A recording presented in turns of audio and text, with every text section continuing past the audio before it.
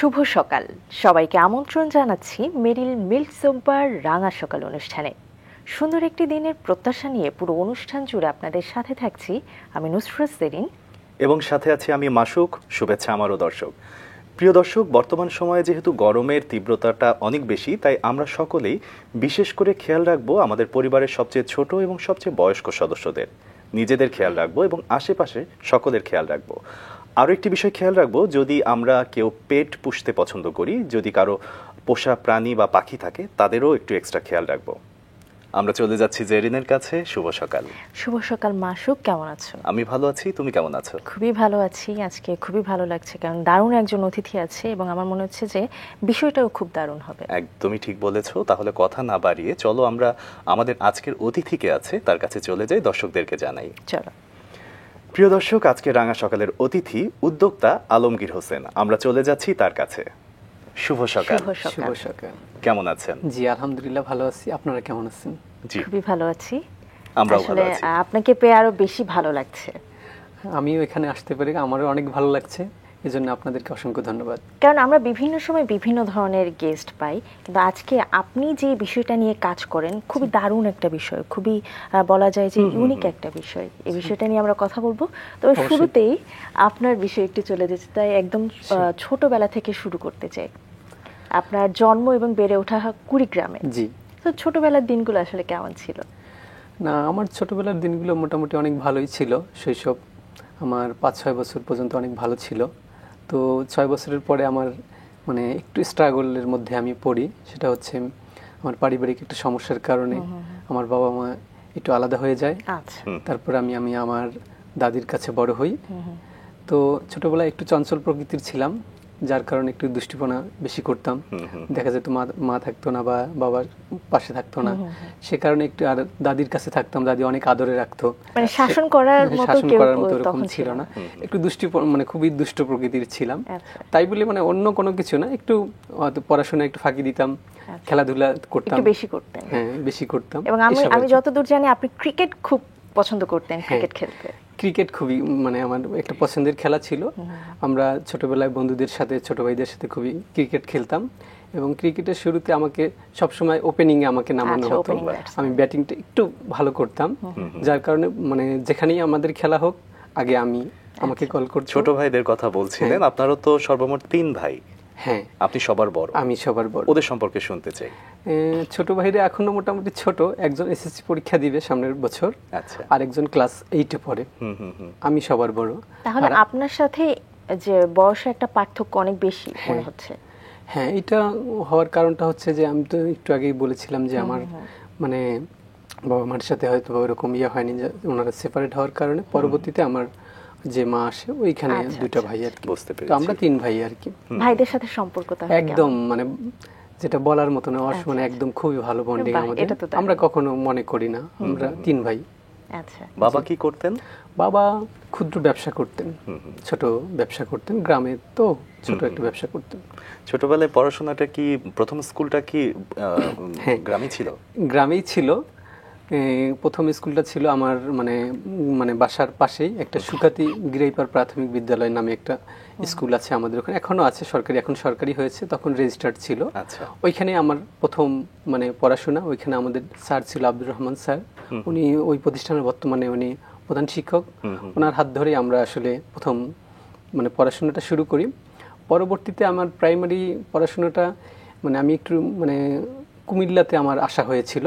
আমার বাবা সেখানে মানে এসেছিল, মানে কুমিল্লা কেন্দ্রীয় কারাগারের পাশে একটা প্রাইমারি স্কুল ছিল, কারা প্রাথমিক বিদ্যালয় নামে। ওইখানে আমি প্রায় 5 পর্যন্ত পড়েছি। কত বছর পড়েছেন ওখানে? ওইখানে বোধহয় 3 বছরের মতো। 3 বছর। একটা সময় এসে আপনার পড়াশোনা করাটা একটু জীবনের কাছে কঠিন হয়ে যাচ্ছিল, সে সময়টাই কি করেছেন, কিভাবে কন্টিনিউ করলেন পড়াশোনা?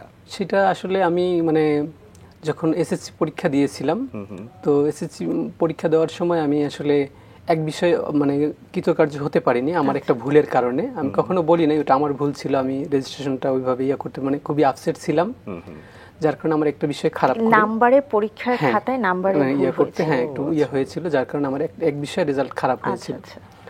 তো সেইখানে আসলে পরবর্তীতে আমি মানে এসএসসি পরীক্ষা দেওয়ার পর আমি ঢাকা এসেছিলাম বেড়াতে, এসে এখানে আমি কম্পিউটার শিখেছিলাম মিরপুরে। শেখার পর পরে যখন রেজাল্ট হওয়ার পর মানে খারাপ হওয়ার পরে আমি পরবর্তীতে আর মানে বাসায় যাই নাই, রাগ করে, যে আসলে মানে আমার দাদির বা আমার যারা ছিল সবার অনেক স্বপ্ন ছিল যে আমি ভালো করব, কিন্তু করতে পারিনি আমার ব্যর্থতায়। এক প্রকার অভিমানেই আমি আর পরবর্তীতে বাসায় যাইনি, আমি ঢাকাতেই ছিলাম।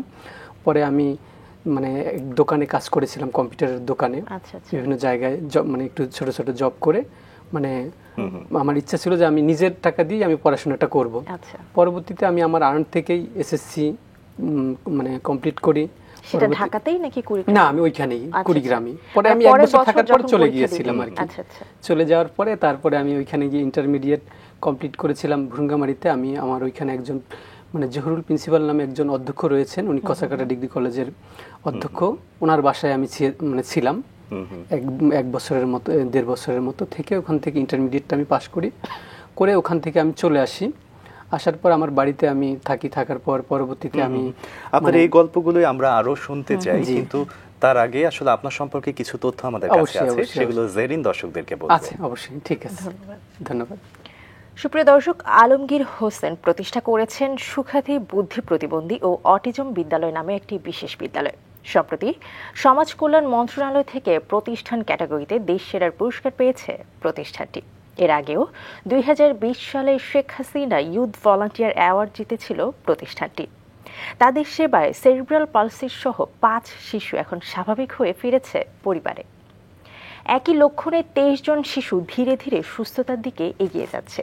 17 জনকে এরই মধ্যে মূলধারার শিক্ষাক্রম অনুযায়ী যুক্ত করা হয়েছে। এর আগেও আলমগীর হোসেন ছাত্রাবস্থায় বন্ধুদের নিয়ে উজ্জ্বল ভবিষ্যৎ সামাজিক সেবা নামের একটি সংগঠন গড়ে তোলেন 1 দশক আগে। 2015 সালে গড়ে তোলেন সুখ্যাতি বুদ্ধি প্রতিবন্ধী ও অটিজম বিদ্যালয়টি। ভাড়া করা ঘরে 7 জন শিশুকে নিয়ে শুরু করা হয় কার্যক্রম। বর্তমানে শিশু রয়েছে 110 জন। রয়েছে speech and language therapy, occupational therapy, sensory integration therapy, physiotherapy সহ নানান ধরনের সেবা। বিশেষ শিশুদের vocational training, daily living activity training, ভারী কাজ করানো, সোশ্যালাইজেশন, আইইপি স্কুলিং ছাড়াও বহির্বিভাগ থেরাপি কার্যক্রম, শিশুদের 1:1 পদ্ধতিতে চলছে বিশেষ শিক্ষাদান। চলুন দর্শক ফিরে যাই অতিথির কাছে। যেমনটা আসলে বলছিলেন যে নিজের টাকায় মানে একটা জেদ কাজ করছিল যে নিজের টাকায়, যেহেতু আমি পরীক্ষায় খুব খারাপ একটা রেজাল্ট করেছি, নিজের টাকায় পড়বো। তারপরে বলছিলেন আপনার কলেজ জীবনের কথা। আপনার এবার ভার্সিটি লাইফ সম্পর্কে একটু শুনতে চাই। হ্যাঁ, পরবর্তীতে আমি মানে গ্রাজুয়েশন কমপ্লিট করি, পাশাপাশি আমি একটা বিজনেস স্টার্ট করেছিলাম। কারণ যেহেতু আমি নিজের টাকায় পড়বো, আবার ওই সময় আমার এসএসসির পরে আমার ফ্যামিলির দায়িত্ব আমার কাছে চলে আসে। তো এই ফ্যামিলিকে ব্যাকআপ দেওয়া, নিজে পড়াশোনা করতে গেলে আমাকে অবশ্যই আর্ন করতে হবে। মানে ওই যে এসএসসির পর আর্ন করা শুরু করলেন, ওটা চলমান ছিল, এখনো আছে, আর স্টপ হয়নি। পরবর্তীতে আমি একটা বিজনেস শুরু করি, আইটি রিলেটেড বিজনেস, একটা আইটি ইনস্টিটিউট করি। পর ওখান থেকে আমার যে আর্ন হয় ওটা দিয়ে আমি ফ্যামিলিকে ব্যাকআপ দিতাম এবং নিজের পড়াশোনাটাকে কন্টিনিউ করি। হ্যাঁ, পরবর্তীতে আমি মাস্টার্সটা কমপ্লিট করি বগুড়া আজিজুল হক থেকে রাষ্ট্রবিজ্ঞানে কমপ্লিট করি, এবং আমার গ্রাজুয়েশন শেষ হওয়ার পরে আমি মূলত সোশ্যাল ওয়ার্কের দিকে যাই। তার কারণটা ছিল যে আমি ছোটবেলা থেকে যেহেতু অনেক স্ট্রাগল করে, অনেক কষ্ট করে বড় হয়েছি, তো এই জন্য আমার চিন্তা ছিল আমি মানে আমার জায়গা থেকে আমি দেশের জন্য, মানুষের জন্য কিছু করব। এই জন্য নিজের দায়বদ্ধতা থেকে আমি মানে এই ছাত্র অবস্থা থেকে আমরা বন্ধুদের সাথে নিয়ে আমরা বিভিন্ন সোশ্যাল ওয়ার্কের সাথে যুক্ত ছিলাম।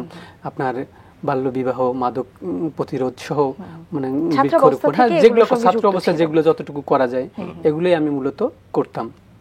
তবে একটা জিনিস লক্ষণীয় যে আপনি পড়াশোনাটা শুরু করলেন আপনার কুড়িগ্রামে, তারপরে কুমিল্লায়, ঢাকাতে, বগুড়াতে, অনেক জায়গায় আপনি পড়েছেন ঘুরে ঘুরে। এই যে বিভিন্ন জায়গায় পড়লেন, বিভিন্ন অঞ্চলের মানুষদের যে রীতি বা ব্যবহারগত পার্থক্য, এই সম্পর্কে একটু বগুড়া সম্পর্কে শুনতে চাই।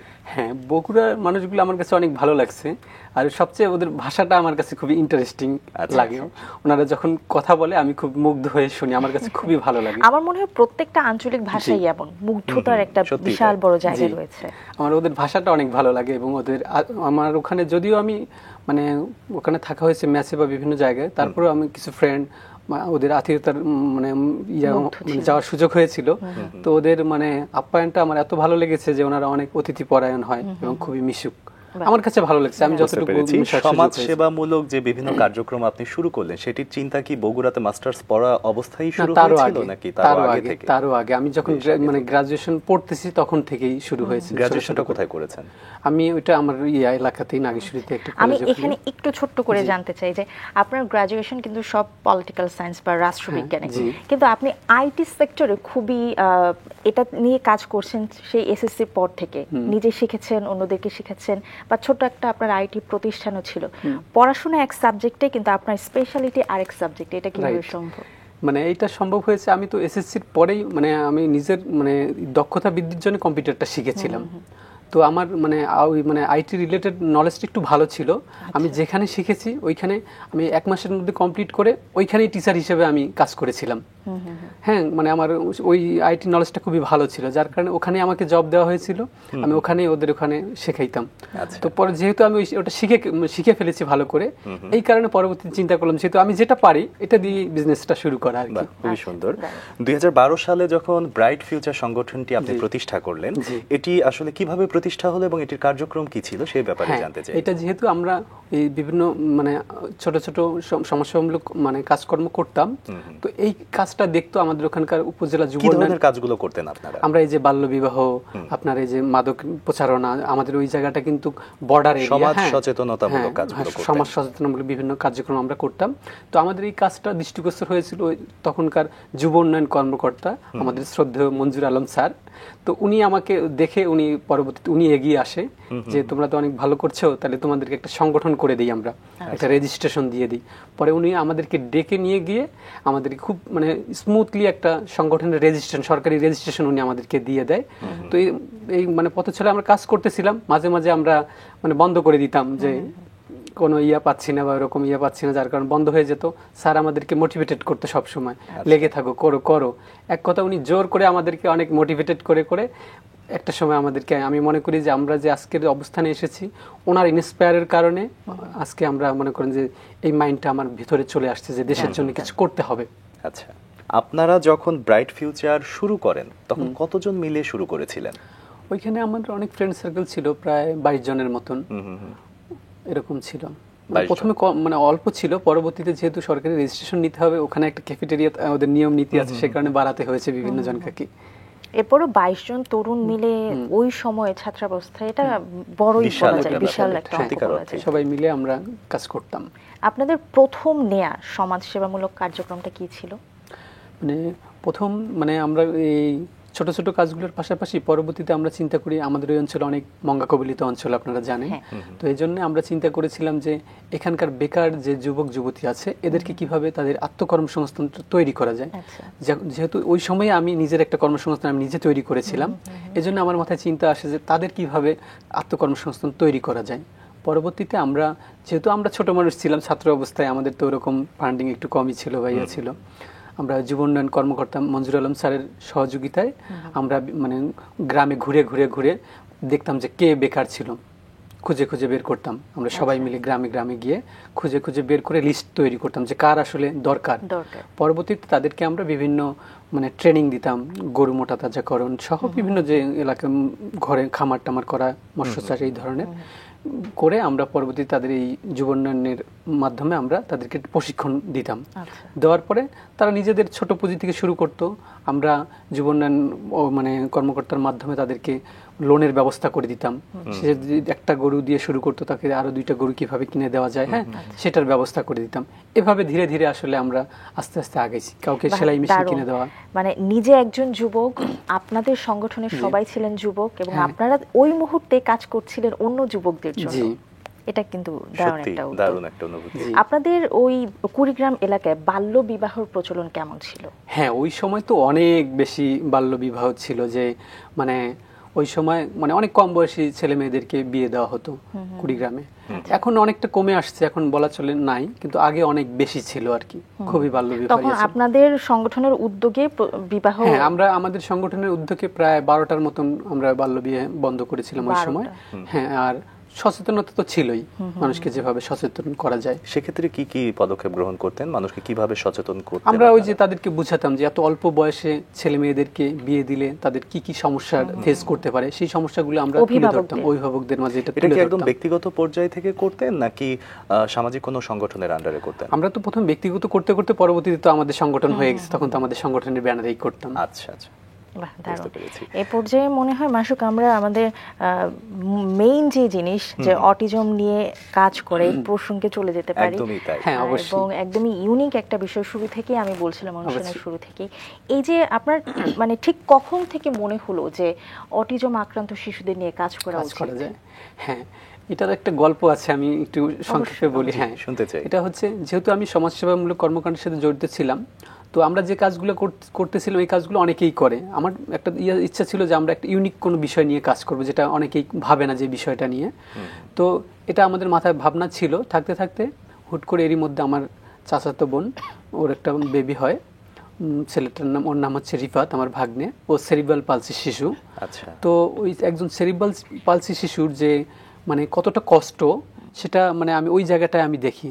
মানে আমার ওই ভাগ্নাটার মানে ও কথা বলতে পারে না, খাবার গিলতে পারে না, চিবাতে পারে না, খাইতে অনেক কষ্ট হয়। তো ওর মা যখন ওকে খাওয়াতো, আমি দূর থেকে বা কাছে গিয়ে দেখতাম অনেক কষ্ট করে তাকে এক প্রকার যুদ্ধ করে তাকে খাওয়াতো। তো ওই জায়গাটায় আমি মানে উপলব্ধি করি যে একটা প্রতিবন্ধী শিশু বা অটিজম আক্রান্ত শিশু যদি যে পরিবারে আছে, তারা কতটা স্ট্রাগল করে, কতটা বিড়ম্বনার মধ্য দিয়ে তারা যায়। তো সেই জায়গায় আমার উপলব্ধি হয় যে এই শিশুদেরকে নিয়ে আমি কেন কাজ করব না, কারণ এদেরকে নিয়ে তো আসলে কেউ ভাবতেছে না, কেউ কাজ করছে না। পরে আমি একটু রিসার্চ করে দেখলাম যে আসলে এদের জন্য আমাদের এই অঞ্চলে মানে কি কি সুযোগ সুবিধা রয়েছে। তো সেটা মানে সার্চ করতে গিয়ে আমি অবাক হয়েছি যে আপনি ওই সময় আমি মানে সরকারি পরিসংখ্যান অনুযায়ী প্রায় 50,000 প্রতিবন্ধী জনগোষ্ঠী ছিল। এটা সরকারি পরিসংখ্যানে, একটু প্লাস মাইনাস হতে পারে, এরকম ছিল। আমি খোঁজ নিয়ে দেখেছি। এটা কত সালের কথা বলছেন আপনি? এটা 15 সালের, 14 শেষের দিকে বা 15 সালের আগে। তো ওই সময়টা আমি দেখেছি যে 50,000-এর মতো প্রায় প্রতিবন্ধী জনগোষ্ঠী, কিন্তু তাদেরকে নিয়ে কাজ করার মতো আসলে ওরকম মানে ভালো কোনো সংগঠন বা প্রতিষ্ঠান বা ব্যক্তি আমার নজরে আসেনি। তো পরবর্তীতে আমি চিন্তা করলাম যে আমরা কেন এই বাচ্চাদেরকে নিয়ে কেন কাজ করবো না, এরা তো যেহেতু অবহেলিত অবস্থায় আছে, তো এদেরকে নিয়ে আমরা শুরু করি। পরবর্তীতে আমি আমার কিছু বন্ধু, ছোট ভাই, আমার যারা শুভাকাঙ্ক্ষী, যাদের সাথে একসাথে চলা হয় আর কি সবসময়, তাদেরকে সাথে পরামর্শ করে যে আমরা এই বাচ্চাদেরকে নিয়ে কাজ করি। পরবর্তীতে আমরা মানে পার্শ্ববর্তী কিছু এরকম বাচ্চা খুঁজে খুঁজে বের করে আমরা আমাদের বাড়ির পাশেই আমার এক বড় ভাই আছে, ওনার নাম আব্দুল মান্নান, ওনার একটা ঘর পড়েছিল। তো ওনার সাথে কথা বলে ওই ঘরটা আমরা ভাড়া নেই। উনি আমাকে প্রথম সুযোগ দেয় ঘরটা ভাড়া নেওয়ার জন্য।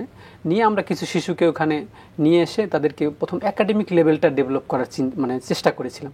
মানে তখন তো অবস্থা আমার কোনো জ্ঞান ছিল না যে অটিজমের কি কি বিষয় থাকতে হবে, প্রশিক্ষণ থাকতে হবে, কিভাবে কাজ করতে হবে, এই বিষয়গুলো তো জানতাম না। তো আমাদের ধারণা ছিল যে যেভাবে আমরা সুবিধাবঞ্চিত শিশুদেরকে পড়াতাম বা পড়াই, ওইভাবে তাদেরকে আমরা একটু একাডেমিক লেভেলটা একটু তখনো আপনাদের হাতে কলমে কোনো প্রশিক্ষণ বা জ্ঞান ছিল না আমার।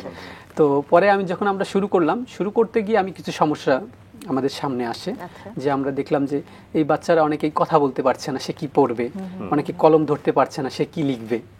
তো অনেকের অনেক শারীরিক সমস্যা, কেউ হাঁটতে পারতেছে না, কেউ বসে থাকতে পারছে না, বা কেউ কথা বলতে পারছে না।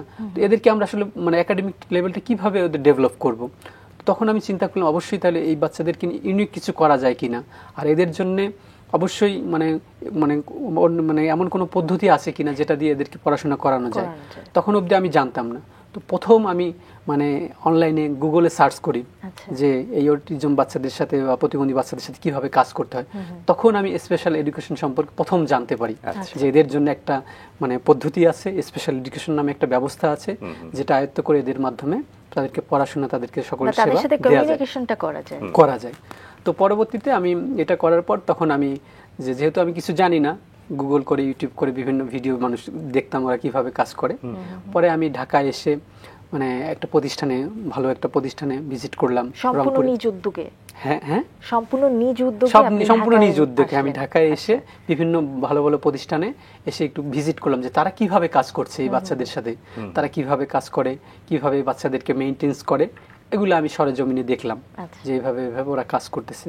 তারপর আর কি আমি দেখে গিয়ে পরবর্তীতে আমি আরো বিভিন্ন জায়গায় ছোট ছোট বিভিন্ন প্রশিক্ষণ গ্রহণ করি, এবং যারা এই সেক্টরে অনেক সিনিয়র ভালো কাজ করছে সেই তাদের পরামর্শে আমি তাদের কাছে যাই যে আপনারা তো এইভাবে কাজ করছেন, আমাকে একটু পরামর্শ দিবেন, আমি এইভাবে কাজ করতে চাই, কিভাবে করলে ভালো হয়, তাদের কাছ থেকে একটু পরামর্শ নেওয়ার চেষ্টা করি।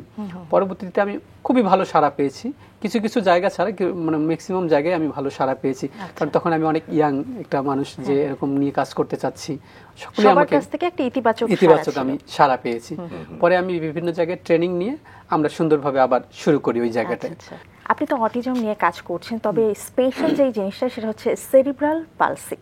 এই বিষয়টা তো এটা তো মেডিকেল টার্ম, আমাদের অনেক দর্শক যারা রয়েছেন তারা হয়তো বা অনেকে আক্রান্ত আছেন, তাদের শিশু সিমটমগুলো জানে না। আমি একটু আপনার কাছ থেকে এই রোগের ডিটেলসটা একটু জানতে চাই এবং সিমটমগুলো একটু জানতে চাই। ধন্যবাদ। আসলে মানে সেরিব্রাল পালসি মানে আমরা সব ধরনের শিশু নিয়েই কাজ করি। আমাদের ওখানে NDD, autism, cerebral palsy, down syndrome, বুদ্ধি প্রতিবন্ধী এই ধরনের শিশুদেরকে নিয়ে আমরা কাজ করে থাকি।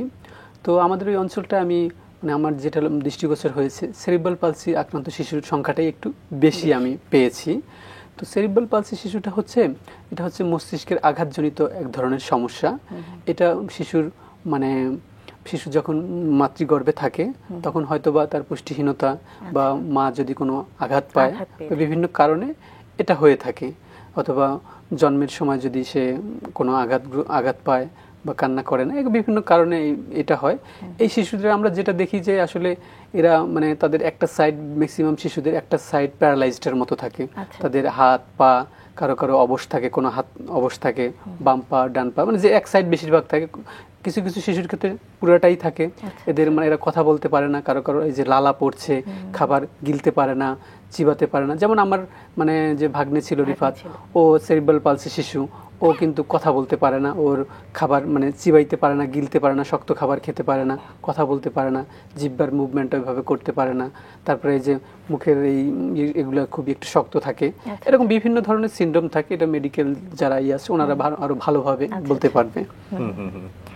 আপনি আরো বলছিলেন যে আরো বেশ কিছু ধাপ রয়েছে, অটিজম সম্পর্কে একটু শুনতে চাই। আমাদের ওখানে বেশ কিছু অটিজম শিশু রয়েছে, যে অটিজম শিশুরা দেখা যায় যে আমরা যেটা দেখি যে এরা আসলে নিজের ভেতর থাকতে বেশি পছন্দ করে, ডাকলে সাড়া দেয় না, তাদের একটা আলাদা একটা ভুবন রয়েছে। হ্যাঁ, তারা নিজেদের মতো করে সব সময় থাকে, কেউ যদি ডাকে ওইভাবে তারা সাড়া দেয় না, বা যদি তারা যেটা পছন্দ করে, যদি একটা খেলনা পছন্দ করে ওই খেলনাটা নিয়ে তারা সবসময় নিজের মতো করে ওরা নিজের জগতে থাকে।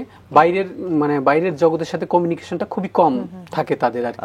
আচ্ছা, এই যে ডাউন সিনড্রোম যে ব্যাপারটা, এটা কি অটিজমেরই একটা পার্ট? এটা আলাদা আরেকটা পার্ট। এটা লক্ষণগুলো সম্পর্কে যদি বলেন। এটার মানে লক্ষণ এটা হরমোনজনিত কারণে হয়ে থাকে। এদের চেহারাটা দেখবেন একই রকম দেখা যায়, মানে সবারই চেহারাটা আমরা দেখি যে প্রায় একই রকম, সবাই দেখতে একই রকম হয়।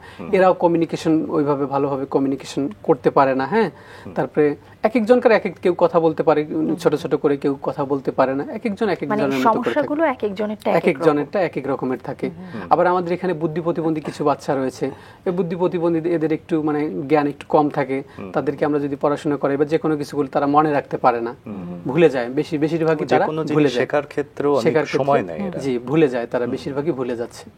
আচ্ছা, তাহলে এই যে এত জটিল ইস্যু, এক একজনের এক এক রকম সমস্যা, আপনার স্কুলে যে বাচ্চাগুলো তখন ভর্তি হয়েছিল এরপরে কিভাবে কার্যক্রমটা চালু করলেন, তাদের সাথে কমিউনিকেশন বা শিক্ষা দান করার সম্পূর্ণ বিষয়?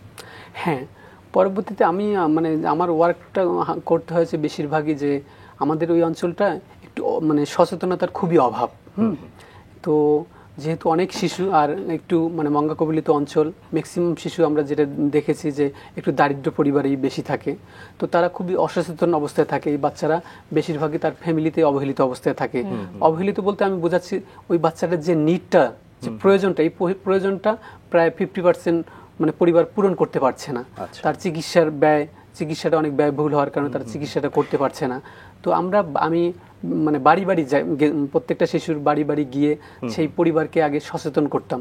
এটা করতে গিয়ে আমি মানে লক্ষ্য করেছিলাম যে অনেক পরিবারও আছে, কিছু সচ্ছল পরিবার আছে যারা বাচ্চাটাকে লুকিয়ে রাখতে চায়, সামনে নিয়ে আসতে চায় না।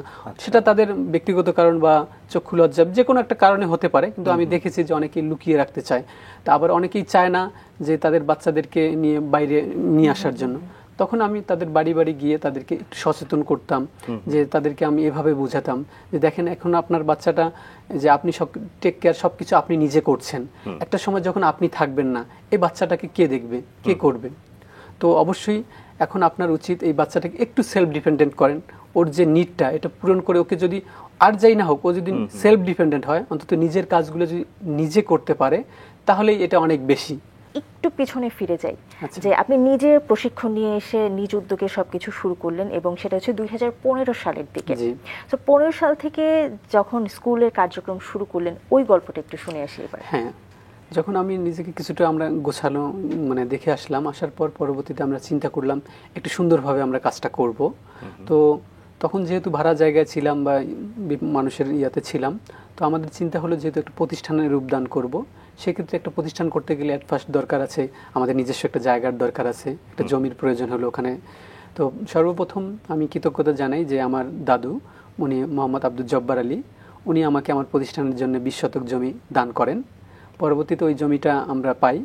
তো জমি পাওয়ার পর ওই জমির মধ্যে আমরা মানে একটা অবকাঠামো তৈরি করে আমাদের যে বন্ধুরা ছিল বা স্বেচ্ছাসেবক যারা ছিল তাদেরকে মানে সাথে নিয়ে, কিছু টিচার তাদেরকে আমরা সাথে নিয়ে আমরা কাজটা শুরু করতে যাই। শুরুতে যেহেতু আমি একটু ট্রেনিং নিয়েছিলাম, আমার টিচাররা যারা কাজ করবে তারা ট্রেনিং নাই, সেক্ষেত্রে আমি পরবর্তীতে আমি মানে খুঁজে পাই ঢাকায় আলোর পাখি ফাউন্ডেশন নামে একটা ফাউন্ডেশন আছে যারা বিশেষ চাহিদা সম্পন্ন শিশুদেরকে নিয়ে কাজ করছে। ওইখানে একজন আপু আছে ঝুমনা মল্লিক ঝুমি, ওই আপুর সাথে যোগাযোগ করি, উনি সারা বাংলাদেশ ব্যাপী প্রশিক্ষণ প্রদান করে। তো তার সাথে আমি যোগাযোগ করি যে এরকম আমরা একটু মানে কাজ করতেছি, এখন কাজ করতে গিয়ে আমরা এরকম সমস্যা, আমরা নিজেদের জ্ঞান নাই, আমরা একটু ট্রেনিং নিতে চাচ্ছিলাম। পরে উনি আমাদেরকে একটু সহযোগিতা করে, উনি ওইখানে গিয়ে আমাদের যারা আমরা কুড়িগ্রামে গিয়ে আমাদের সকলকে উনি সুন্দরভাবে এই ডিসেবিলিটি ম্যানেজমেন্টের উপর আরো সুন্দরভাবে ডিটেলস উনি প্রশিক্ষণ প্রদান করে, কিভাবে একটা বাচ্চা আসলে কিভাবে তাকে রিসিভ করব, কিভাবে তার অ্যাসেসমেন্ট করব, কিভাবে তার সেবা দান করব, সকল কিছু একদম হাতে কলমে সুন্দরভাবে আমাদেরকে বুঝিয়ে দেয়। তখন কতজনকে বুঝিয়ে দেওয়া হলো বা কতজনকে প্রশিক্ষণ দেওয়া হলো? তখন আমরা প্রায় মনে হয় 14 থেকে 15 জনের মতো ছিলাম প্রথমে, যেহেতু তখন মাত্র শুরু করতেছি, একটু ভালোভাবে করব, অল্প ছিল। তো আমরা ওইটা নিয়ে প্রথমে আমরা ট্রেনিংটা নিয়ে আমরা শুরু করি। তো শুরু করার পরে যেটা হচ্ছে যে আমরা মানে সরকারি একটা অনুমোদন বা বিষয় থাকে যে কিভাবে আমরা কাজ করবো, এটা তো আমার ব্যক্তি উদ্যোগে।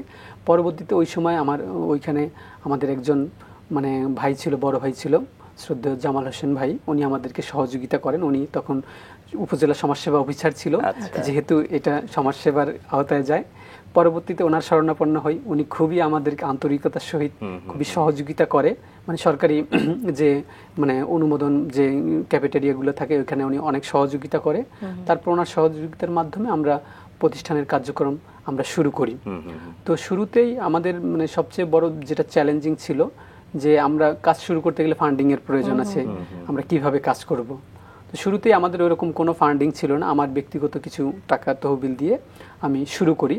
তো শুরুতেই আমার যারা ওখানে জনবল ছিল সবাই আমরা কথা বলেছি যে আমরা স্বেচ্ছাসেবী হিসেবেই কাজ করব, আমরা শুরু করি, ধীরে ধীরে একটা না একটা ব্যবস্থা হবেই, কারণ আমরা স্বপ্ন দেখতাম যে আমরা একটা ভালো কিছু করব। কিন্তু আপনার এই স্বপ্নের পিছনে আপনি একটা জিনিস খেয়াল করেছেন যে শুরু থেকেই কিন্তু বিভিন্ন রকমের সহযোগিতা একদম সৃষ্টিকর্তার মাধ্যমে বা যেভাবেই বলি না কেন চলে আসছে। যে আপনার জমি ছিল না, আপনার দাদা আপনাকে জমি দিলেন, আপনার ট্রেনিং ছিল না, ট্রেনিং এরও ব্যবস্থা হলো, ঢাকা থেকে প্রশিক্ষক গিয়ে আপনাদেরকে ট্রেনিং দিলেন, এবং অর্থনৈতিক দিকটাও নিশ্চয়ই পরবর্তীতে আরো সহনীয় হয়েছিল। যেমন আমরা ঘর করেছি তখন টাকার প্রয়োজন ছিল, আমার যারা সহকর্মী আমরা বন্ধুরা সবাই মিলে আমরা ঘরটা সবকিছু করে রেডি করলাম, আমরা খুবই সহযোগিতা পেয়েছি। এটা ছিল একের ধাপ, কিন্তু পরিচালনা করতে গেলে তখন তো আর ওইভাবে হয় না।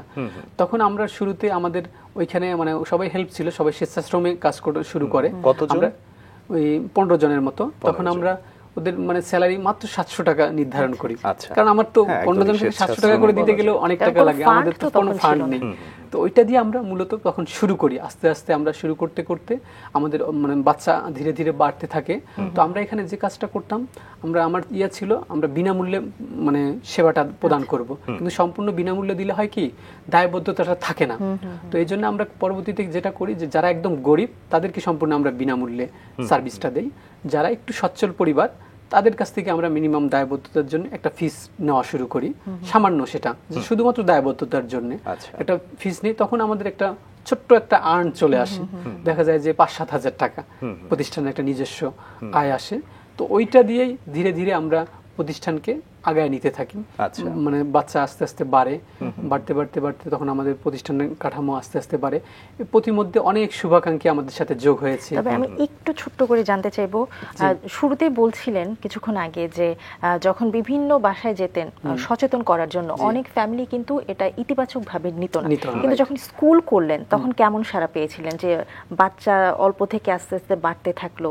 মানে শুরুর দিকে কি ইতিবাচক সাড়া ছিল কিনা? শুরুর দিকে আমরা মানে যারা ওরকম ছিল, মানে স্কুলে ভর্তির ব্যাপারে, স্কুলের বিষয়ে তারা ওরকম প্রথমে ছিল না। যখন আমরা দেখলো যে আমরা ভালো কাজ করছি, আমাদের প্রতিষ্ঠানে এসে আমাদের কাজের পরিবেশটা, আমার প্রতিষ্ঠানে গেলে মানে যে কেউ মোটিভেটেড হয়ে যাবে। অনেক সুন্দরভাবে সাজানো এবং গোছানো, এবং খুবই মানে আমি খুব গুছিয়ে সুন্দরভাবে করেছি। আমার মানে একটা জিনিস হলো যে আমি যে জায়গাটায় থাকবো, যে জায়গাটায় আমি কাজ করবো, সেটা যদি একটু দেখতে সুন্দর হয়, সকল কিছু থাকে, কাজ করতেও একটা এনার্জি চলে আসে।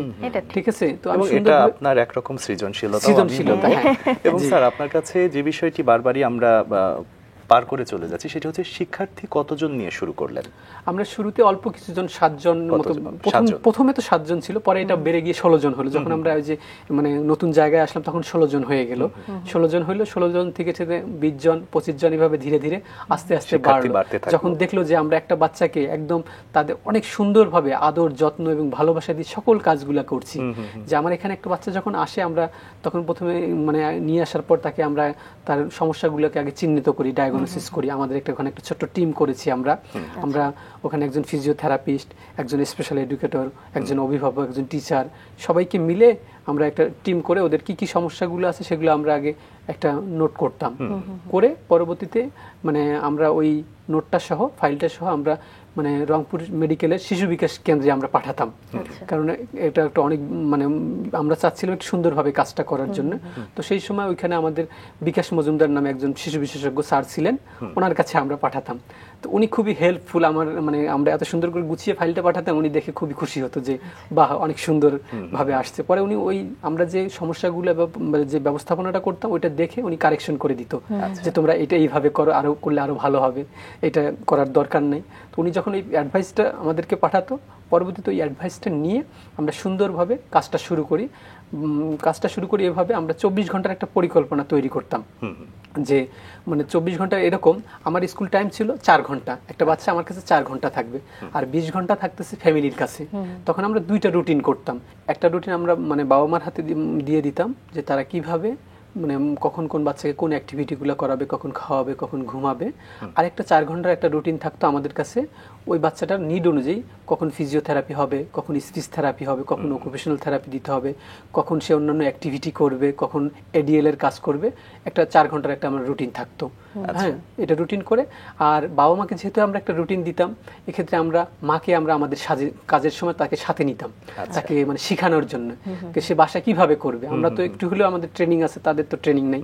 তখন আমরা তাদেরকে সাথে নিতাম, সাথে নিয়ে তাদেরকে শিখাইতাম যে বাসায় আমরা যেভাবে করছি এভাবে আপনারা কাজ করবেন। আপনারা শিক্ষার্থীদের বা পরিবারকে ট্রেনিংও দিচ্ছেন, এক প্রকার ট্রেনিং এটা বলবো, তাদেরকে জানিয়ে দিচ্ছেন যে এভাবে আমার বাচ্চাকে ট্রেন আপ করতে হবে, বাসায় এই থেরাপিগুলো দিতে হবে। কিন্তু আমার আসলে জানতে চাওয়ার যে জায়গাটা, সেটা হচ্ছে বাসায় ঠিকমতো মা বা পরিবারের অন্য সদস্যরা এটি করছে কিনা, এই ব্যাপারে আপনি নিশ্চিত কিভাবে হতেন? সেটা আমার এই যে হোম ভিজিট ব্যবস্থা আছে, আমি মানে আমরা তখন ভালোভাবে হোম ভিজিট করতাম, যেহেতু নতুন ছিল। আমরা একটা টিম মানে আমি নিজেই যেতাম প্রতি মাসে 2 বার করে প্রত্যেকটা বাসায়, এবং আমার যে টিমের যারা সদস্য ছিল তাদেরকেও আমি মানে প্রত্যেকটা বাচ্চার মাসে 1 বার হলেও পাঠাইতাম। আমরা ওখানে একটা শীট থাকতো, একটু সুবিধা হতো তখন যে আপনার এখানে যেহেতু 1:1 প্রক্রিয়ায় শিক্ষাদান করা হতো, যে একজন শিক্ষক স্কুলেও শিক্ষা দিচ্ছে এবং বাড়ির ফলো আপটাও সেই নিচ্ছে, এভাবেই কি হতো? হ্যাঁ, এভাবেই হতো। মানে আমরা 1:1 বলতে আমরা সকল বাচ্চার ক্ষেত্রে না, যার লেভেল যেরকম ছিল, যেই বাচ্চাটার একটু তীব্র মাত্রার অনেক সমস্যা, তাকে আমরা 1:1 দিতাম। আর যার একটু মানে সমস্যা কম ছিল, তাকে আমরা গ্রুপে কাজ করাতাম। গ্রুপে 3 জন 4 জন থাকতো, এভাবে ছিল। কিন্তু সামগ্রিক অর্থে এটা তো খুবই কঠিন একটা কাজ। আমি যতদূর জানি যে একটা অটিজম বাচ্চাকে শিক্ষা দেয়া, কারণ তাদের মধ্যে হাইপার ইস্যু থাকে, এঙ্গার ইস্যু থাকে। তো তখন আপনার স্বেচ্ছাসেবক বা শিক্ষক যারা ছিলেন, তাদের মধ্যে এই মনোবলটা কিভাবে মানে অটুট থাকলো? হ্যাঁ, আমি তাদেরকে সবসময় মোটিভেটেড করতাম, সবসময় তাদেরকে ইন্সপায়ার করতাম যে আমরা এই কাজটা আসলে কোনো কিছু পাওয়ার জন্য করছি না, আপনারা আমার মাধ্যমে যদি একটা শিশু মূলধারা যায়, একটু সুস্থ হয়, এটা অনেক বড় একটা প্রাপ্তি। এই শিশুর বাবা মা যে দোয়াটা করবে এটা আমাদের জন্য অনেক বড় একটা মানে আমাদের এগিয়ে চলার একটা সাহস হবে। একদমই তো তাই। সেই জায়গায় আমি সবসময় তাদেরকে ইন্সপায়ার করতাম। তো তারা আমার ইন্সপায়ার কারণে তারা মন থেকে ধীরে ধীরে তারা ভালোবেসে কাজটা শুরু করে। তো এখানে একটা গল্প আছে, আমরা শুরুতে যে মানে যারা আমাদের সহকর্মী ছিল, বন্ধু ছিল, যারা আমরা একসাথে কাজ করি, এখন এই জায়গাটায় এসে আমার সাথে এখন অনেকেই নাই, অনেকেই হারিয়ে গিয়েছে। এটার কারণটা হলো এই কাজটা অনেক কঠিন, অনেক কঠিন। অনেক কঠিন। এখানে টিকে থাকাটা অনেক কঠিন, সবাই পারে না।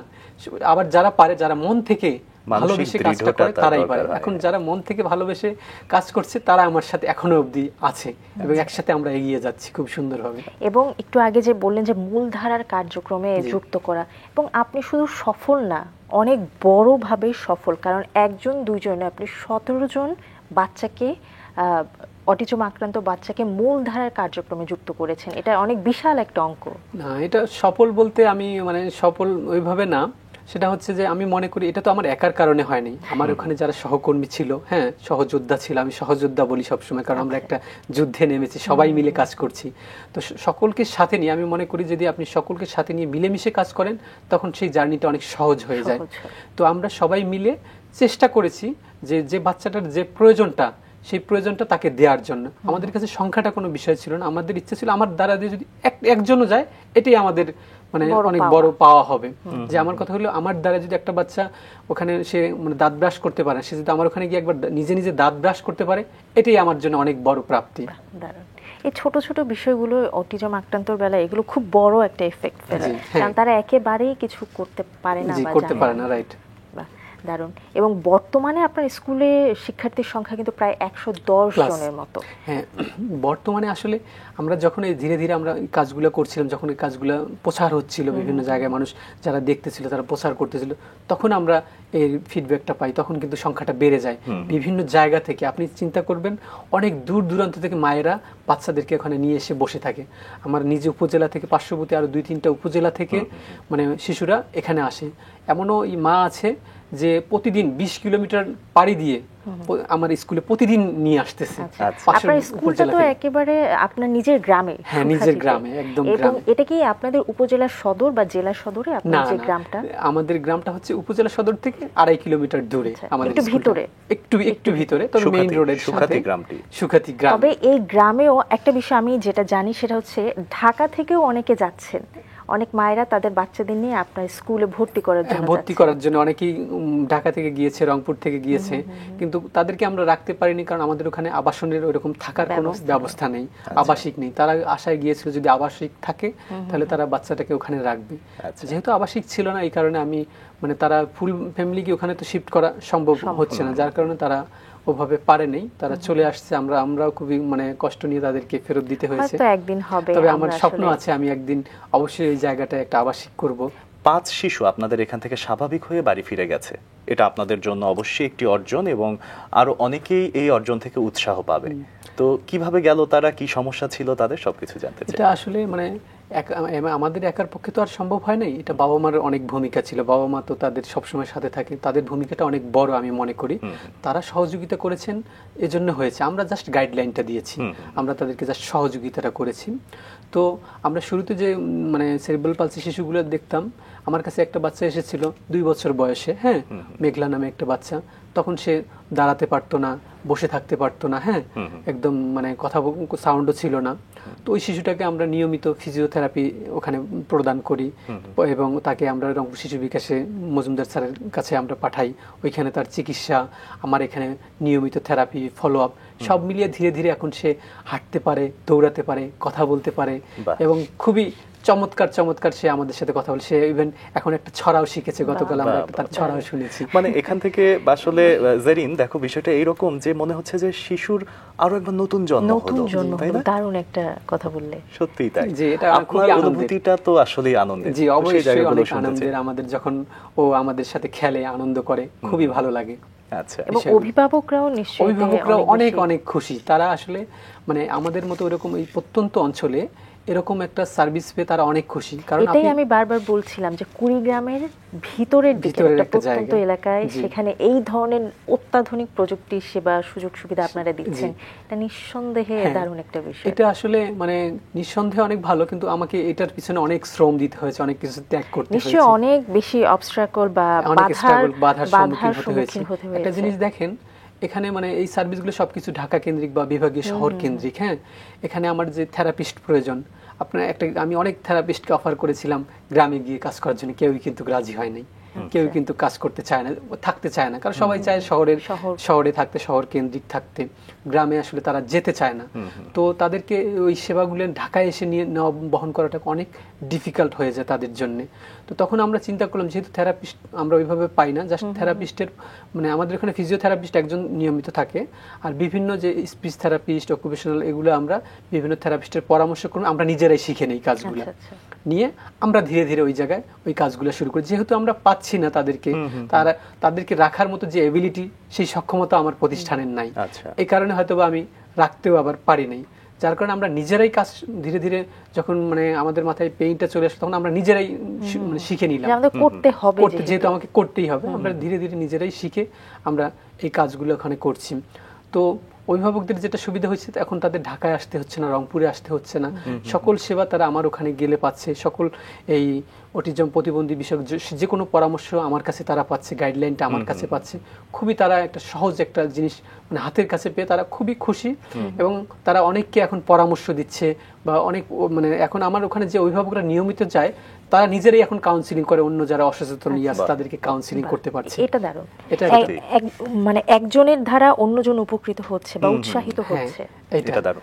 স্যার, শুরু থেকে আসলে অনেক কিছুই ছিল না, কিন্তু অনেক কিছুই আসলে চলেও এসেছে, সেটি আসলে আল্লাহ প্রদত্ত ভাবেই হয়তো এসেছে। কিন্তু আপনার যে উদ্যোগ, আপনার যে প্রচেষ্টা, সেটি কিন্তু চমৎকার, এবং আপনার হাত ধরেই আসলে কুড়িগ্রাম অঞ্চলের এই শিক্ষা প্রতিষ্ঠানের মাধ্যমে এই বঞ্চিত শিশুরা আসলে একটা আশার আলো দেখছে। এবং এই ধারাবাহিকতাই যদি বলি, 2020 সালে শেখ হাসিনা ইউথ ভলান্টিয়ার অ্যাওয়ার্ডও জিতেছে আপনার প্রতিষ্ঠানটি, শুনতে চাই সে সম্পর্কে। হ্যাঁ, মানে ইউথ ভলান্টিয়ার অ্যাওয়ার্ডটা আমার পাওয়ার হলো যে ওইটা আমরা করোনাকালীন সময় যে মানে স্ট্রাগলটা হয়েছে, ওই সময় আমি সাপোর্ট দেওয়ার কারণে স্বেচ্ছাসেবী হিসেবে আমি পেয়েছি। করোনাকালে আমি ওই সময় আমি অসংখ্য মানুষকে, 5,000 মানুষকে ত্রাণ সহায়তা দিয়েছিলাম। তো শুরুতে আমি আমার 3,000 টাকা পুঁজি দিয়ে আমি মানে সহযোগিতা, যখন ওই যে লকডাউন হয়ে গেল, তো অনেকের কাজ বন্ধ, বন্ধ, খাবার নেই, আমার নিজের 3,000 টাকা দিয়ে আমি শুরু করি। তো শুরু করে যখন আমি এই কাজগুলো ফেসবুকে প্রচার করতাম, তখন আমার অনেক শুভাকাঙ্ক্ষী তারা এগিয়ে আসে। এগিয়ে আসার পর আমরা ওই করোনাকালীন সময়ে প্রায় আমি আমার ব্যক্তিগত 30,000 টাকার মতো আমি খরচ করেছি। আপনারা জেনে খুশি হবেন যে এই 30,000 টাকা স্কেলিং হয়ে আমার 7 লক্ষ টাকার মতো হয়ে গেছে মানুষের ডোনেশন, তারা আমাকে সহযোগিতা করেছে। আমরা সেই এটা দিয়ে 5,000 মানুষের মানে পাশে দাঁড়াতে পেরেছিলাম। ওটা তো গেল, আরো একটি বিষয়ে আমরা চলে গেলাম, আমরা থাকতে চাই অটিজম এবং সেরিব্রাল পালসি এই বিষয়টাতেই। 2020 সালে শেখ হাসিনা ইউথ যে পুরস্কারটি, অ্যাওয়ার্ডটি পেয়েছেন, সেটি আসলে অটিজম রিলেটেড ছিল না, ওইটা মানে স্বেচ্ছাসেবী হিসেবে ছিল। আমরা জেনেছি যে সম্প্রতি সমাজ কল্যাণ মন্ত্রণালয় থেকে আপনার প্রতিষ্ঠানটিকে শ্রেষ্ঠ অটিজম প্রতিষ্ঠান হিসেবে একটা স্বীকৃতি দেওয়া হয়েছে, এটি বিষয়ে জানতে চাই। এটা ছিল 2022 সালে আমরা প্রতিষ্ঠান ক্যাটাগরিতে সমাজ কল্যাণ মন্ত্রণালয় থেকে আপনার প্রতিবন্ধী বিষয়ক পুরস্কার 2022 মানে আমরা অর্জন করি। সেটা 2022 সালে সমাজ কল্যাণ মন্ত্রণালয় থেকে আমরা পেয়েছিলাম। মানে আসার বিষয় হচ্ছে এবছরও আমরা 2024 সালেও মানে বিশ্ব অটিজম দিবসে আমরা 2 এপ্রিল আমরা আবারও আমি ব্যক্তিগত পর্যায়ে মানে আমাকে প্রতিবন্ধিতা অটিজম নিয়ে সফল ব্যক্তি হিসেবে আবারও আমাকে পুরস্কৃত করা হয়েছে। তো আমার এই কাজের পিছনে অনেক অনেক অর্জন বা অনেক অনেক পুরস্কার হয়তো কাজে এনে দিয়েছে। তো এর পিছনে আসলে যারা আমাকে মানে গাইডলাইন দিয়েছে, পরামর্শ দিয়েছে, যারা আমাকে এগিয়ে নিয়েছেন, তাদের বিষয়ে আসলে আমি একটু বলতে চাচ্ছিলাম। তো মানে কৃতজ্ঞতাটা আমি আসলে কখনোই ভুলবো না। এই আমার স্ট্রাগলের পিছনে, যেমন করোনার পরবর্তী সময়ে আমার স্কুলটা বন্ধ হয়ে গেছিল, একদম বলা চলে, কোনো ফান্ডিং ছিল না, আমি কিভাবে চালাবো, আমার গাড়িটা সব বন্ধ হয়ে গেছে, নষ্ট হয়ে গেছিল। 1 বছর পরে থাকলে কি কোনো কিছু থাকে, সব নষ্ট হয়ে গিয়েছিল। সেই সময় আমার পাশে দাঁড়ায় আমাদের ঢাকার মানে রেইনবো অটিজম কেয়ার ফাউন্ডেশনের চেয়ারম্যান, আমার শ্রদ্ধেয় বড় বোন, যিনি আমার সাথে এসেছেন, হাসিনা হাফিজ আপু। ওই সময় উনি আমার প্রথমে পাশে দাঁড়ায়, এবং আমার ওখানকার স্থানীয় এক আপু, ওনার নাম হচ্ছে নুসরাত জাহান আপু, উনিও আমার পাশে দাঁড়ায়, আমাকে একটা নতুন গাড়ি কিনে দেয়। আসলে এই যে চলার পথে আমার অনেক অনেক শুভাকাঙ্ক্ষী মানে তৈরি হয়েছে, যারা এখন আমাকে এগিয়ে নিচ্ছে। আমি কোনো সমস্যায় পড়লে তারা আমাকে সবসময় সাহস দিচ্ছে, সহযোগিতা করছে। আমি আসলে তাদের ঋণটা কখনোই ভুলবো না। এবং আমরা অনুষ্ঠানের শুরু থেকে এটা দেখে আসছি, আমরা যতবারই আপনাকে কৃতিত্ব দিতে চাচ্ছি আপনি সবাইকে সেটা ভাগ করে দিচ্ছেন। হ্যাঁ, আসলে আমি মানে কৃতিত্বটা আমি নিতে চাচ্ছি না। আমার হচ্ছে আমাকে যারা আমি তো একাই সবকিছু করতে পারছি না বা করতে পারবো না। আমি সংগঠক হিসেবে এগিয়ে যাওয়ার চেষ্টা করছি। উদ্যোগটা আপনি গ্রহণ করেছেন, উদ্যোগটা আমি গ্রহণ করেছি। সহযোগিতায় এগিয়ে আমাকে গেছেন। সবাই আমার পাশের যারা আছে, আমার সহকর্মী সহযোদ্ধারা যারা আছেন, যারা আমাকে আমার সাথে খেয়ে না খেয়ে সবসময় অলওয়েজ তারা শ্রম দিচ্ছে, তাদের কারণেই কিন্তু আমি এগিয়ে যেতে এগিয়ে পারছি। যাচ্ছেন, তো এই জন্য তাদের তো এই কৃতজ্ঞতা বোধ তাদের প্রতি আমার থাকতেই হবে। আর আমার ইচ্ছা আছে আমি যতদিন বেঁচে আছি আমি এই লোকগুলাকে আমার জায়গা থেকে তাদের শ্রেষ্ঠ মূল্যায়নটা আমি অবশ্যই করব। অবশ্যই স্যার, আপনি এগিয়ে যাচ্ছেন, এটি আমাদের অনেক ভালো লাগার একটি বিষয়। এবং আপনার কথায় সবসময় একটা স্বপ্নের ঝলক দূর থেকে আমাদেরকে, বা আপনার চোখ দেখে মনে হচ্ছে যে দারুণ কিছু স্বপ্ন একটা আপনি দেখেন। স্বপ্ন রয়েছে এবং স্বপ্নটা বাস্তবায়িত হবে হ্যাঁ। বা আপনি করেই ছাড়বেন। আপনার জি, চোখ অবশ্যই। দেখে আপনার কথা শুনে মনে হচ্ছে। আমি একটু ছোট্ট করে জানতে চাই, এই যে এত দারুণ কাজ করছেন একটা প্রত্যন্ত এলাকায় এবং নিজের ফান্ডিং থেকে সবকিছু শুরু করছেন বা এখনো হচ্ছে, এই যে এত বিশাল ফিজিওথেরাপির জন্য আমরা জানি যে বিশাল পরিমাণে ইকুইপমেন্ট লাগে, বিভিন্ন যন্ত্রপাতি লাগে, ইলেকট্রিসিটি বিল দিতে হয়, আপনাদের স্কুল রয়েছে, এই টোটাল ফান্ডিংটা আসলে কিভাবে হয়? এখন আসলে ফান্ডিং বলতে আমাদের এই যে এখনো অবধি আমাদের কাউকে স্যালারি না দিলে আমার প্রতি মাসে ৭০,০০০ টাকার মতো ব্যয় করতে হয়। আচ্ছা, আমার দুইটা গাড়ি আছে, গাড়ির বিল দিতে হয় ২০,০০০ টাকার মতো, ড্রাইভারের বেতন, তাদেরকে দূর দূরান্ত থেকে বাচ্চাদেরকে আমরা নিয়ে আসি। ও প্রতিদিন কি আপনারা বাচ্চাদের হ্যাঁ, আনার আমরা কাজটা যারা দূরের করছেন? বাচ্চা আছে তাদেরকে নিয়ে আসার জন্য আমাদের যাতায়াত ব্যবস্থা রয়েছে। আচ্ছা, আমরা তাদেরকে নিয়ে আসি আবার রেখে আসতেছি। তাদের খরচ, যে এখন যারা টিচার বা থেরাপিস্ট আছে তাদেরকে যদি আমি স্যালারিও নাও দিই তাদের যাতায়াত কস্টিংটা কিন্তু আমাকে বেয়ার করতে হয়। তো সব মিলিয়ে আমার দেখা যায় যে ৭০,০০০ টাকার মতো খরচ। তো আসলে আমার নিজস্ব কোনো ফান্ডিং নেই। গত বছর আমি আমাদের মানে স্থানীয় যে এমপি মহোদয় ছিল উনি ২,৭০,০০০ টাকার একটা ডোনেশন দিয়েছিল এবং আমার ওখানকার জেলা প্রশাসক মহোদয় মানে ২.৫ লক্ষ টাকা গত বছর আমাদেরকে ডোনেশন দিয়েছিল। এটাই ছিল আমার ফান্ড। আচ্ছা। এই ফান্ড থেকে আমার এখন অবধি চলে আসছে। কিন্তু মানে দুঃখজনক বিষয় হলো আমি সামনের মাসে কিভাবে আমি এই খরচটা বহন করবো সেই আমার টাকাটা শেষ হয়ে গেছে। আমি সামনের মাসে কিভাবে প্রতিষ্ঠানটা পরিচালনা করবো আমি জানি না। তারপরেও আমি হতাশ না, যে আমি জানি আমি কোনো না কোনো ভাবে ইনশাল্লাহ পারবো, কেউ না কেউ অবশ্যই আমার পাশে দাঁড়াবে, সেই আত্মবিশ্বাস যারা আমার স্বপ্ন রয়েছে। দেখে আসলে তারা স্বপ্নের জন্য সামনে কোনো কিছু আশা করে থাকেন, তারা শুধু স্বপ্নের দিকে দৌড়াতে থাকে। এরকমই একটি মানুষ আপনি। এবং আপনার কাছ থেকে জানতে চাই যে আসলে কি ধরনের সহযোগিতা পেলে আপনার এই স্বপ্নের পথের যে দৌড়টা সেটা আরো একটু সহজ হবে? আমার সবচেয়ে বড় সাপোর্টটা এখন যেটা দরকার, আমি চাই মানে আমার ইচ্ছা আছে যে আমি অটিজম শিশুদের জন্য একটি আদর্শ প্রতিষ্ঠান আমি গড়তে চাই। আদর্শ বলতে ওদের যে যে প্রয়োজন সকল চাহিদা যেন একটা জায়গায় থাকে। ঠিক আছে, সকল সেবা আমি একটা জায়গায় করতে চাই। সেক্ষেত্রে আমার ওইখানে একটা ভবন দরকার, একটা ভালো একটা ভবন দরকার, একটা ভালো পরিবেশ দরকার। আর পাশাপাশি আমার আরেকটা বড় ইচ্ছা হলো যে এদেরকে যদি আমরা থাকার ব্যবস্থা করি। অনেক শিশু আছে আপনি দেখবেন যাদের বাবা মা নেই। আমার ওখানে অনেক বাচ্চা আছে যাদের বাবা মা নেই, দাদির কাছে নানির কাছে বিভিন্ন আত্মীয়র কাছে থাকতেছে। এই শিশুগুলাকে যদি আমি একটা আশ্রয় দিতে পারতাম, তাদেরকে থাকার ব্যবস্থা করতাম, আবাসিক একটা ব্যবস্থা করতে পারতাম, তাহলে আমার মনে হয় যে আমি আরো ভালোভাবে সুন্দরভাবে কাজ করতে পারতাম। আর সবচেয়ে বড় যেটা দরকার, আমার সরকারি একটা স্বীকৃতি দরকার। কারণ আমি ব্যক্তি উদ্যোগে মানে 9 বছর থেকে টেনে নিয়ে আসতেছি। আমি আর কতদিন পারবো আমি জানি না।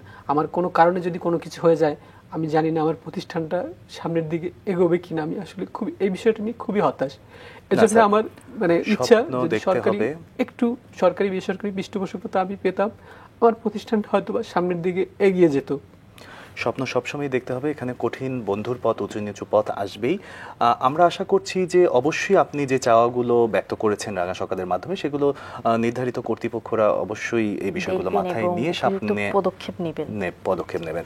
জেরিন, আমরা চলে এসেছি আমাদের আজকের আয়োজনের একদমই শেষ পর্যায়ে। চলো অতিথি থেকে শুনে নিই যে শেষকালে উনি রাঙা সকালের দর্শকদেরকে কি বলতে চায়। এবং শেষ অনুষ্ঠানের শুরু থেকেই আমার এত ভালো লাগছিল, শেষে এসে আমিও আবেগ আপ্লুত হয়ে পড়লাম। আমিও তাই, কিন্তু আসলে সবার প্রকাশটা তো একরকম হয় না।